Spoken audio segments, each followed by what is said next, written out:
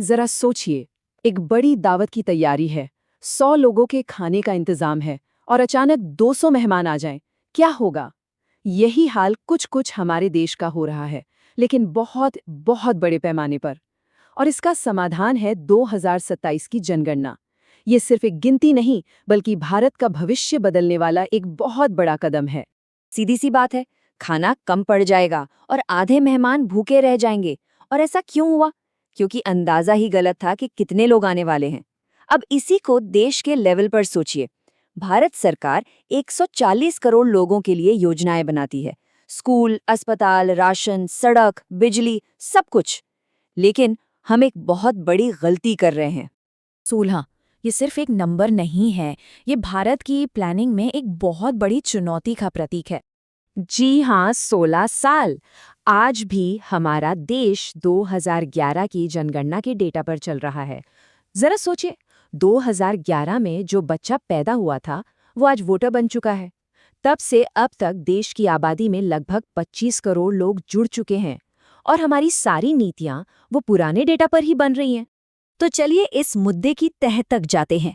सबसे पहले ये समझते हैं कि आखिर ये जनगणना होती क्या है और ये इतनी जरूरी क्यों है। जनगणना को आप देश का एक हेल्थ चेकअप समझ सकते हैं। जैसे डॉक्टर इलाज करने से पहले सारी जांचें करता है, वैसे ही सरकार कोई भी पॉलिसी बनाने से पहले जनगणना से देश की नब्ज टटोलती है। इससे ही तो पता चलता है कि कहाँ नए स्कूल की जरूरत है, कहाँ अस्पताल बनाना है और किस इलाके में कितना राशन भेजना है। और देखिए, ये कोई नई चीज नहीं है। 1872 से हर 10 साल में जनगणना बिना रुके हुई है। कमाल की बात तो यह है कि 1941 में जब वर्ल्ड वॉर चल रहा था, तब भी जनगणना हुई।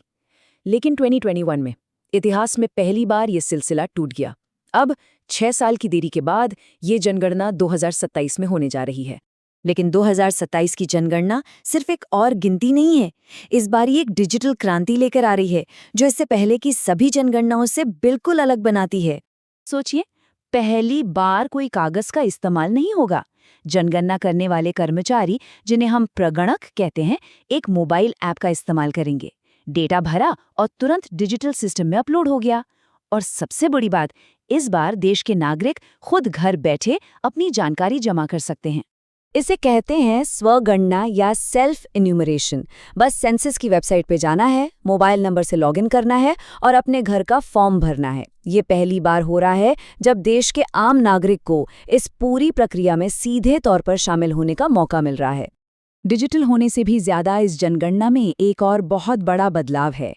एक ऐसा सवाल वापस आ रहा है जो भारत की सामाजिक नीति को हमेशा के लिए बदल सकता है। 94 साल, जी हाँ, इतने साल बीत चुके हैं जब भारत में आखिरी बार एक विस्तृत जाति जनगणना हुई थी। अब जरा इस बात पर गौर कीजिए, भारत में अन्य पिछड़ा वर्ग यानी ओबीसी के लिए 27% आरक्षण है। लेकिन क्या कभी सोचा है कि ये आंकड़ा आया कहाँ से? ये आया है 1931 की जनगणना से। हम आज भी 94 साल पुराने डेटा के आधार पर देश की इतनी जरूरी नीति चला रहे हैं। देखिए, जाति जनगणना का सवाल काफी पेचीदा है।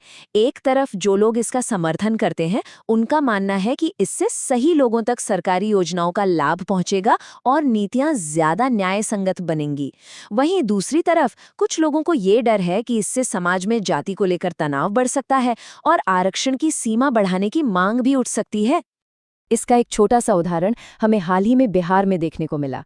वहां एक राज्य स्तरीय सर्वेक्षण में पाया गया कि राज्य में ओबीसी और ईबीसी की आबादी 63% है, जबकि राष्ट्रीय स्तर पर आरक्षण कोटा सिर्फ 27% है।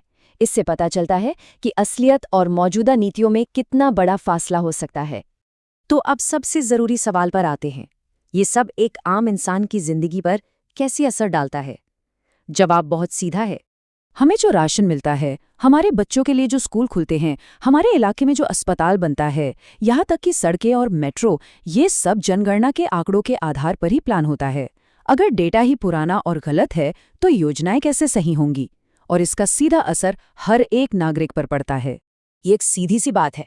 जब देश का नागरिक सही डेटा देगा, तभी सरकार उसके लिए सही नीतियां बना पाएगी। हर एक इंसान की सही जानकारी उसके अपने समुदाय के विकास की चाबी है। तो इस बात का ध्यान रखना है, जनगणना का पहला फेज यानी मकानों की लिस्टिंग 1 अप्रैल 2026 से 30 सितंबर तक चलेगी और उसके बाद लोगों की असली गिनती फरवरी 2027 में होगी। तो आखिरी सवाल यही है, जब प्रगणक दरवाजे पर आएंगे या जब ऑनलाइन फॉर्म भरने का मौका मिलेगा, तो क्या देश अपनी सही जानकारी देगा? याद रखिए, अगर गिनती में कोई छूट गया तो शायद योजनाओं में भी वो पीछे रह जाएगा। ये सिर्फ एक गिनती नहीं है, ये आने वाले भारत के नक्शे पर अपनी जगह पक्की करने का एक मौका है।